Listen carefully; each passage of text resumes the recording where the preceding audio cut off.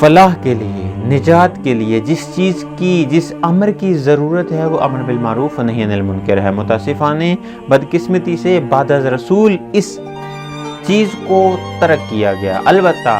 اس طرح نہیں کہ فوراً ترک کر دیا گیا، تدریجاً ایک چیز کو ترک کیا گیا، اور جب مکمل طور پر وہ ترک ہو گیا تو اس کا نتیجہ یزید کی حاکمیت کی شکل میں عالم اسلام کے اوپر نمودار ہوا۔ دیکھیں،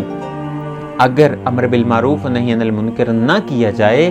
فساد عام ہو جاتا ہے، اگر امر بالمعروف و نہی عن المنکر نہ کیا جائے گناہ عام ہو جاتا ہے، اگر امر بالمعروف و نہی عن المنکر نہ کیا جائے انحراف عام ہو جاتا ہے، اگر امر بالمعروف و نہی عن المنکر نہ کیا جائے لوگوں کو حق اور باطل میں کوئی تفریق نظر نہیں آتی، اگر امر بالمعروف و نہی عن المنکر نہ کیا جائے حق اور باطل مکس ہو جاتے ہیں،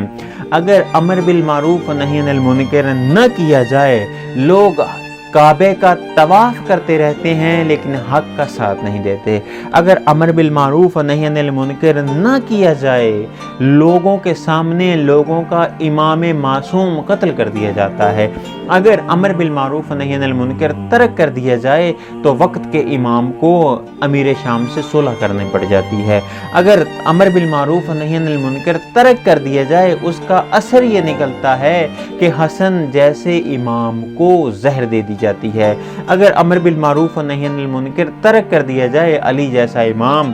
محراب مسجد میں شہید کر دیا جاتا ہے، اگر امر بالمعروف و نہی عن المنکر ترک کر دیا جائے امیر شام حاکم بن جاتا ہے، اگر امر بالمعروف و نہی عن المنکر ترک کر دیا جائے امیر شام یزید کو حاکم قرار دے دیتا ہے، اگر امر بالمعروف و نہی عن المنکر ترک کر دیا جائے امام حسین سے بیعت طلب کر لی جاتی ہے۔